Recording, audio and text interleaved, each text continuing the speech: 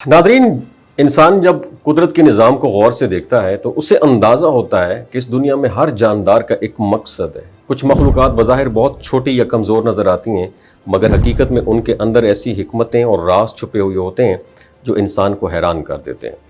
دین اسلام بھی ہمیں یہی سکھاتا ہے کہ اللہ کی ہر مخلوق قابل احترام ہے اور بلا وجہ کسی کو ڈیمیج کرنا یہ درست نہیں ہے۔ اس لیے بعض جانداروں کے بارے میں خاص طور پر منع کیا گیا ہے کہ انہیں نہ مارا جائے، کیونکہ ان کے ساتھ جڑی ہوئی حکمتیں اور واقعات ہمیں سبق سکھاتے ہیں۔ امام صادق علیہ السلام رضی اللہ تعالیٰ عنہ سے روایت ہے کہ 6 جاندار ایسے ہیں جنہیں مارنا منع ہے۔ تو آئیے ایک ایک کر کے سمجھتے ہیں، ان کی پیچھے چھپی حکمت کو جانتے ہیں۔ تو سب سے جو پہلا جاندار ہے وہ شہد کی مکھی ہے۔ یہ ایک نہایت محنتی اور فائدہ مند مخلوق ہے۔ یہ پاکیزہ پھولوں سے رس حاصل کرتی ہے اور اس سے شہد بناتی ہے جو انسان کے لیے شفا ہے۔ قرآن مجید میں بھی شہد کی مکھی کا ذکر آیا اور بتایا گیا کہ اللہ نے اسے خاص ہدایت دی ہے۔ اس لیے ہمیں یہ سبق ملتا ہے کہ جو مخلوق انسان کے لیے فائدہ مند ہو اور اللہ کی نشانی ہو، اس سے نقصان نہیں پہنچانا چاہیے۔ دوسرا جاندار جس کو بالکل نقصان نہیں پہنچانا یا نہیں مارنا چاہیے وہ ہے چیونٹی۔ یہ چھوٹی سی مخلوق ہمیں ڈسپلن، محنت اور صبر کا درس دیتی ہے۔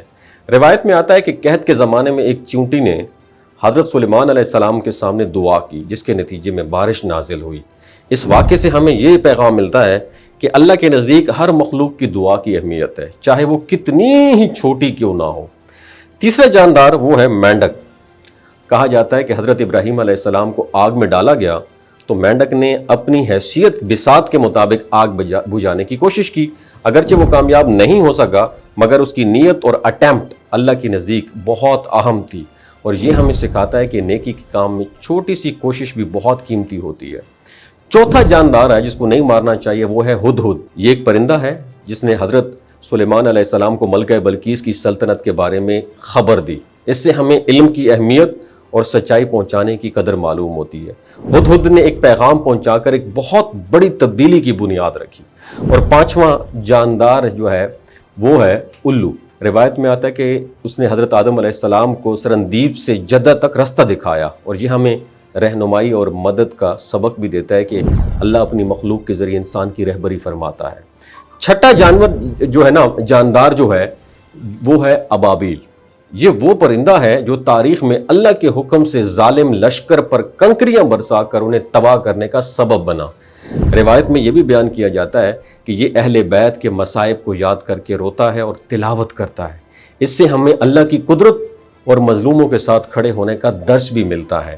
یہ تمام واقعات کا مقصد یہ نہیں ہے کہ ہم صرف کہانیاں سنیں، بلکہ ان سے سبق بھی حاصل کریں۔ ہر جاندار میرے اللہ کی تخلیق ہے اور اس کے اندر کوئی نہ کوئی حکمت ضرور ہوتی ہے۔ ہمیں چاہیے ہم بلا وجہ کسی کو نقصان نہ پہنچائیں اور قدرت کے اس خوبصورت سسٹم کا احترام کریں۔ آج کل کے دور میں جہاں انسان اتنی ترقی کر چکا ہے کہ وہاں اسے یہ بھی یاد رکھنا چاہیے کہ وہ اس دنیا کا مالک نہیں بلکہ امانت دار ہے۔ اگر ہم چھوٹی چھوٹی مخلوقات کا خیال رکھیں گے تو دراصل ہم اللہ کی رضا حاصل کرنے کی کوشش کرتے رہے ہوں گے۔ لہٰذا ان 6 جانداروں کے ذریعے ہمیں یہ میسج ملتا ہے اللہ کی طرف سے کہ زندگی صرف انسانوں تک محدود نہیں ہے، بلکہ ہر مخلوق کی اپنی ایک ورث ہے۔ ہمیں رحم، محبت اور احترام کے ساتھ اس دنیا میں رہنا چاہیے، کیونکہ یہی اصل انسانیت ہے اور یہی دین کی خوبصورتی بھی ہے۔ ویڈیو اچھی لگی ہو تو شیئر ضرور کیجیے گا۔ اپنا بہت خیال رکھیے گا، نیچے کامنٹ سیکشن میں لکھیے گا۔ آمین۔